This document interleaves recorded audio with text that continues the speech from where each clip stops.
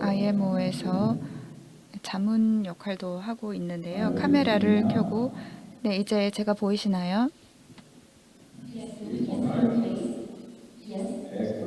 네, 좋습니다. 초청해 주셔서 감사합니다.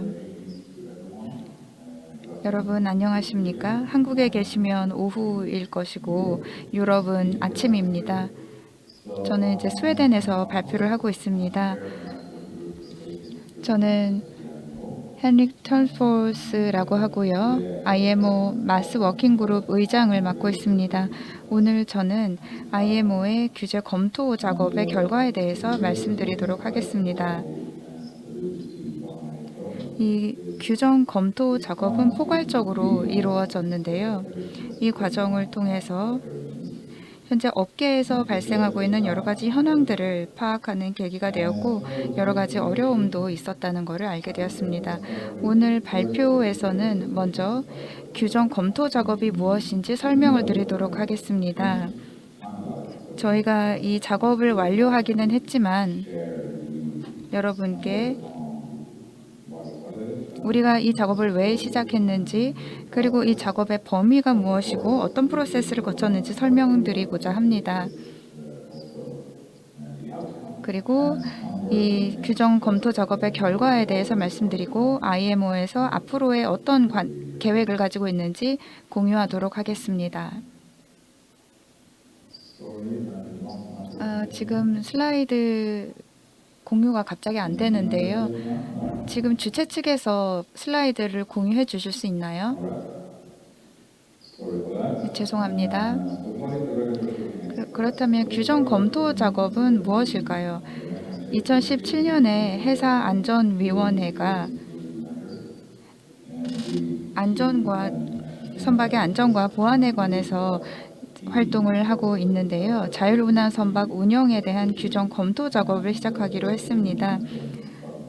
이 해운 업계에서도 자율운항 선박에 대한 모멘텀이 강화되고 있던 시기였기 때문에 2017년에 저희가 글로벌 규제기관 입장에서 이 새로운 선박과 기술에 대해서 심도 있게 검토해 보아야 하겠다고 생각을 했습니다. 그래서 이 규정 검토 작업은 두 가지 단계로 구성되어 있습니다. 먼저 수천 개의 규정들을 저희가 읽어보았고요. 어떤 규정이 또는 어떤 협약이 마스에 적용될 수 있을까 파악을 해보았습니다. 그리고 규정이나 협약이 마스 운항에 적용될지 또는 이제 배제해야 할지 여부를 판단해 보았습니다. 두 번째 단계에서는 마스 운항에 대해서 좀 더 심도 있게 살펴보고 이 마스를 어떻게 하면 가장 효율적으로 운영을 하고 규제에 반영할 수 있을지 이야기를 했습니다. 또 공통적인 갭과 공통적인 주제들을 파악해 보았습니다. 이 공통적인 갭과 공통적인 주제에 대해서는 간략하게 잠시 후에 말씀드리도록 하겠습니다. 이 공통 갭과 주제들은 우리가 IMO 협약 전반적으로 살펴보고 이제 해법을 찾기 위해서 이러한 것을 파악한 것입니다. 예를 들면 자율운항 선박의 경우에 선장의 정의를 어떻게 내릴 것인가, 이것을 규정에 어떻게 반영할 것인가에 대해 이야기를 나누었고 그런 이슈들을 이제 다루어야 다른 관련 협약에서도 그런 문제들을 이제 효율적으로 해결할 수 있다고 생각을 했습니다. 그래서 마스의 정의는 다들 아실 거라고 생각합니다. 업계에서는 지금 여기 나와 있는 정의하고 좀 다를 수도 있고 마스가 다양하게 정의가 될 수 있습니다만 일반적으로는 이렇게 정의가 되죠. 다양한 수준으로 인간의 상호작용 없이 독립적으로 운항하는 선박을 마스라고 합니다. 그래서 저희가 규정 검토 작업을 하면서 여러 가지 조항들을 살펴보았습니다. 먼저 자율화 등급을 살펴보았습니다. 자율화가 4가지 등급이 있죠. 그래서 첫 번째는 자동화된 프로세스나 의사결정 지원 체계가 있는 선박인데요. 이런 선박은 기존 오늘날 운항되고 있는 선박과 비슷합니다. 네, 높은 수준의 자동화가 가용한 선박이죠. 이제 두 번째 등급의 경우에는 원격으로 제어되는 선박입니다. 선원들은 승선한 상태이고요. 그 다음에 이제 3등급이 있는데요. 선원들이 승선하지 않는 원격 제어 선박으로서 이 부분이 규제적으로 참 어려운 부분입니다. 네 번째로는 완전 자율 운항 선박이 있습니다. 이것은 이제 업계 판도가 완전히 달라지는 것이죠. 그래서 이 규정 검토 작업과 관련해서 마지막 슬라이드라고 할 수 있는데요. 이 과정이 굉장히 방대한 업무를 필요로 하는 과정이었습니다. 솔라스 협약을 포함해서 다양한 협약들을 저희가 고려했습니다. 그리고 이 협약들의 각각의 챕터들을 저희가 검토를 했습니다. 그래서 IMO 회원국들이 이제 개별적으로 이제 따르고 있는 이제 조약들도 저희가 살펴보았습니다. 저뿐만 아니라 다른 관련 여러 이제 위원회의 위원들도 이제 리뷰를 했는데요.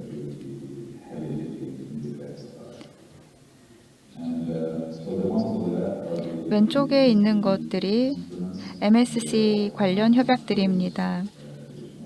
그리고 이 외에 19개의 규정이 또 있습니다. 이 붉은색으로 표시된 협약들은 법무위원회와 또 간소화위원회에서 다루고 있는 협약들이 있고요. 다른 주요 위원회 소관으로 있는 협약들이 있습니다.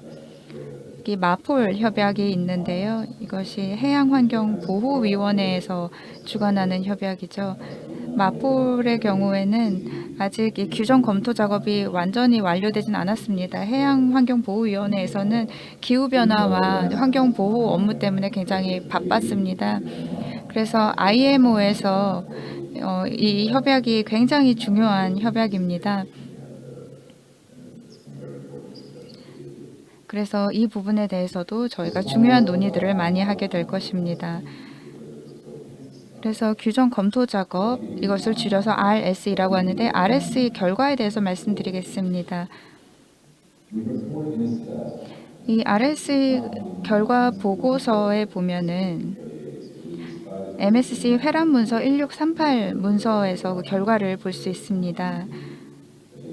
좀 더 수월하게 모든 사람들이 이 결과를 볼 수 있도록 회람 문서에 공개를 해 놓았는데요. 이 보고서 내용 일부를 발췌해서 보여드리도록 하겠습니다. 부속서 2번에 보면은 규정 검토 작업에서 어떻게 하면 마스 운용을 가장 효과적으로 할 수 있을지를 검토를 했고요. 다른 여러 협약의 경우에도 규정 검토 작업을 진행을 했습니다. 그래서 지금 보시는 나열된 것들이 이제 핵심 결과라고 할 수 있습니다. 저희가 규정 검토 작업을 하고 몇 가지 가정도 세웠는데요.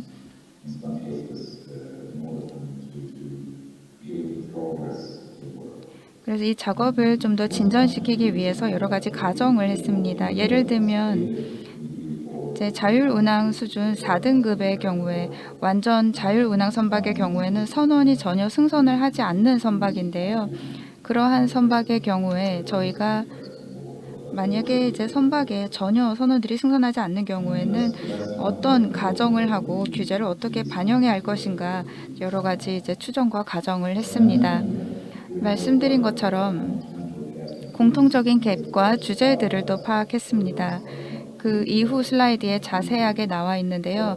아주 깊게 제가 내용에 대해서 말씀드리지는 않겠습니다만 공통적으로 저희가 발견한 공통적인 갭과 또 주제들에 따라서 저희가 우선순위를 정했습니다.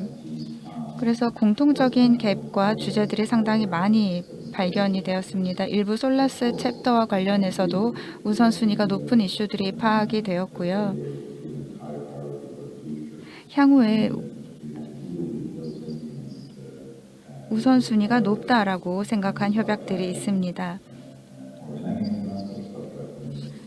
그리고 이제 매닝과 관련해서도 이제 중요한 우선순위들이 파악이 되었습니다.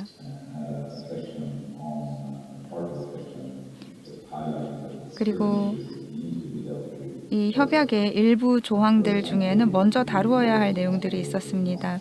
예를 들면 자율운항 선박에서 선장의 역할과 책임이 무엇인가, 이러한 부분도 저희가 우선적으로 다루어야 하는 것이죠. 또 선원이 원격 운용자로서는 어떤 역할을 할 것인가, 이 부분도 정의를 할 필요가 있습니다. 그래서 마스 규정 내지 이제 협약을 새로 신설하거나 기존의 것을 이제 개정하는 것에 대해서도 논의를 했습니다. 그래서 저희는 IMO가 마스에 대한 단일 협약을 만들 것을 권고하고 있습니다. 그래서 전체적으로 이제 목표를 먼저 파악을 하고 그 목표에 따라서 이제 새로운 협약을 수립해야 한다고 생각을 합니다. 이러한 목표를 정하고 그 목표에 따라서 이 규제를 만드는 것이 복잡하다고 생각을 합니다. 그래서 초안을 작성하기 전에 제대로 이 목적 중심적인 제 협약, 목적에 따른 협약을 만드는 것에 대해서 제대로 이해할 필요가 있습니다.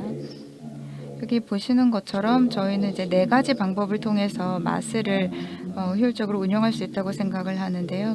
첫 번째로는 이제 마스와 동일한 동등물에 어떻게 규정이 적용되는지를 파악을 하는 것입니다. 두 번째로는 기존의 협약을 개정하는 것이고,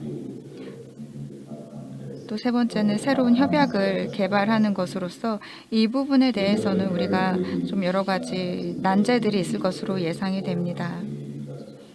그래서 MSC 회의에서도 이야기를 했습니다만 노란색과 이제 빨간색 등으로 표시가 되어 있습니다. 솔라스와 관련해서도 저희가 협약 개정이 필요한 그런 잠재적인 이슈들을 표시를 했습니다. 그래서 솔라스는 기술적인 협약인 동시에 만재 흡수선이나 총 톤수와 관련한 다른 규정과도 이제 상관관계가 있습니다. 컬러렉스 규정의 경우에도 STCW 협약을 적용하는 데 있어서 이 동등물을 찾고 이 규제를 적용하는 방법이 필요할 것으로 보입니다. 여러분이 아실지 모르겠지만 STCW는 선원들의 교육훈련 당직에 관한 것이고 이제 선박의 매닝과 관련한 내용을 담고 있습니다. 그래서 STCW의 경우에 굉장히 중요한 협약이고 우선순위가 높습니다. 그래서 STCW 협약은 보통 이제 솔라스 협약과 같이 자율운항 선박에 대해서 저희가 다른 여러 가지 협약들과 함께 이제 고려가 되고 검토가 될 것입니다. 이렇게 규정 검토 작업을 하면서 IMO에서 여러 가지 후속 작업이 또 계획이 되어 있습니다. 공통적으로 발견한 갭이랑 주제에 대해서는 원격 제어 스테이션, 또 선원의 원격 운용자로서의 역할 등등에 대해서 이제 파악을 했습니다. 또 규제 기관이 지금 현재 IMO가 가지고 있는 대부분의 규제들은 사람이 수행하는 업무를 기준으로 작성이 되어 있습니다. 그래서 앞으로 이제 마스의 규정을 적용할 때 이런 부분에 좀 변화가 필요할 것으로 보입니다. 그리고 앞으로 우선순위를 이제 파악해야 한다고 말씀드렸는데요. 지금 1차적으로 이 결과가 나와 있고 전체적인 그림을 보는 접근법을 취할 것입니다. 그래서 마스 협약이나 규정을 개발하는 데 있어서 마스의 정의를 다시 살펴보아야 할 것이고 마스와 관련한 용어를 규제 당국 차원에서 정리해야 할 수도 있다라는 생각을 했습니다. 그리고 목표 중심적으로 이 규제를 가져가는 게 중요합니다. 그래서 목표에 따라서 만들어진 기준을 준수해야 하는 것이죠.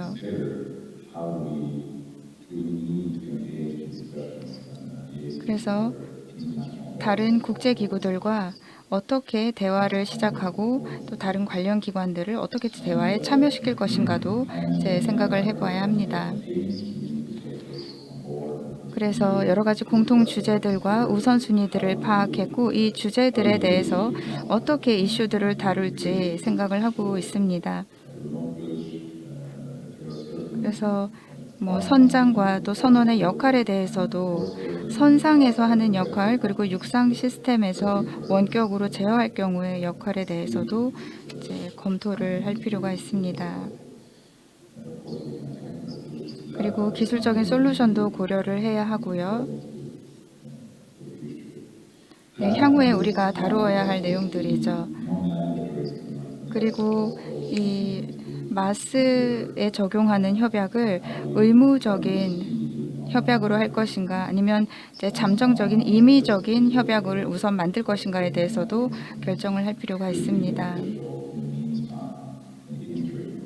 그래서 지금부터 시작해서 실질적인 마스 협약이 완료되기 전까지는 임의적인 이제 협약을 가져갈 가능성도 있습니다.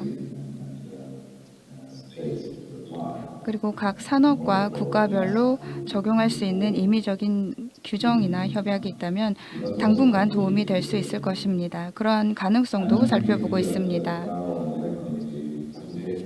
그리고 IMO의 간소화위원회에 대해서도 말씀드렸는데요. 간소화위원회와 법무위원회도 중요한 역할을 하고 있습니다.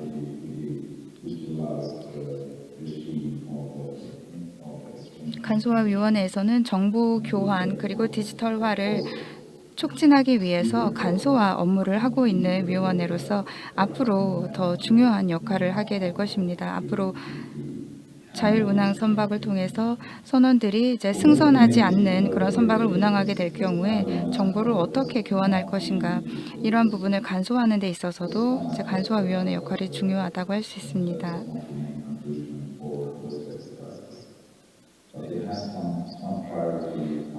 그리고 공통적인 갭과 공통적인 주제들을 저희가 파악을 했다고 말씀드렸고 우선순위를 파악했다고 말씀을 드렸습니다. 또 마스에 대한 정의 그리고 마스에 대한 용어를 어떻게 정의하고 다룰 것인가 이것을 이제 살펴볼 필요가 있습니다. 유인 선박에 비해서 무인 자율운항 선박에 적용되는 용어와 정의를 또 연구할 필요가 있죠. 그래서 이 활동에 앞으로 MEPC가 활동할 것입니다. 말씀드린 것처럼 MEPC는 다른 이제 기후 변화 관련한 이슈들로 굉장히 바쁘기 때문에 지금 당장은 이 규정 검토 작업에 완전히 참여하지 못했지만 맞볼과 또 부속서 6번 등등과 관련해서 여러 가지 이제 우리가 분석해야 할 이슈들이 있습니다. 그래서 향후에 MEPC가 더 참여를 할 것이고요. 또 저희는 현재 로드맵을 작성하고 있습니다. 로드맵을 통해서 모든 정책 결정자들이 규정을 만들기 전에 반드시 논의해야 하는 이슈들을 파악하고 진지하게 정책적인 논의를 지속할 것입니다. 그리고 펀드에 대해서도 저희가 계속 이야기를 할 것입니다.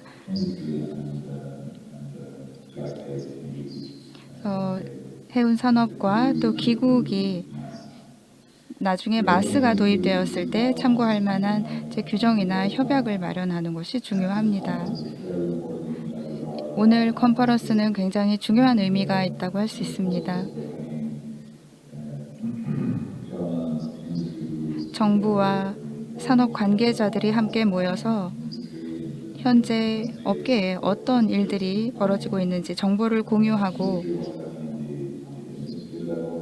또 산업 업계 관계자들은 이 업계에서 현재 일어나고 있는 상황과 현황에 대해서 정보를 공유하고 또 규제에 대한 정보도 함께 공유하는 것이 중요합니다. 또 IMO와 다른 여러 이해 관계자들 그리고 기관의 경우에는 규제를 만들 때 현실을 반영해야 하겠죠. 그리고 현실에 존재하는 리스크를 고려해서 규제 업무를 하는 것이 중요합니다. 그렇기 때문에 규제 기관과 업계 간의 정보를 공유하는 것이 중요하다고 할 수 있죠. 그리고 이 모멘텀을 계속 촉진시켜서 자율운항 선박의 발전을 촉진시키는 것이 중요하다고 생각이 듭니다. 그래서 MSC에서는 이러한 어젠다를 가지고 있습니다. 계속해서 이 작업을 할 것이고 목표 중심적으로 자율운항 선박에 적용될 수 있는 협약을 연구할 것입니다. 2025년까지 좀 완료해보자는 목표를 가지고 있습니다. 낙관적으로 이렇게 목표를 잡았는데요. 2025년에는 좀 낙관적으로 이 목표를 달성할 수 있지 않을까 생각을 합니다. 그리고 저희가 첫 번째 단계로서 로드맵을 완료하려고 하고 있고요. 그 이후에 규정과 규제들을 정리하게 될 것입니다. 그리고 정책적인 의사결정이 필요합니다. 그래서 요약하자면 규정 검토 작업을 모두 완료했습니다. MSC 회람문서 1638의 결과를 볼 수 있고요. 그 이외에 리우위원회라던가 간소화위원회의 경우에도 어떤 규정 검토 작업을 했는지 정보를 나중에 보실 수가 있습니다.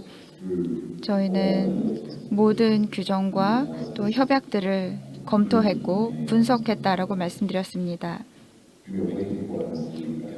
그리고 MEPC의 참여를 기다리고 있습니다. MSC는 업무를 시작했다고 제가 말씀드렸고요. 첫 번째 우선순위는 관련 로드맵을 만드는 것입니다.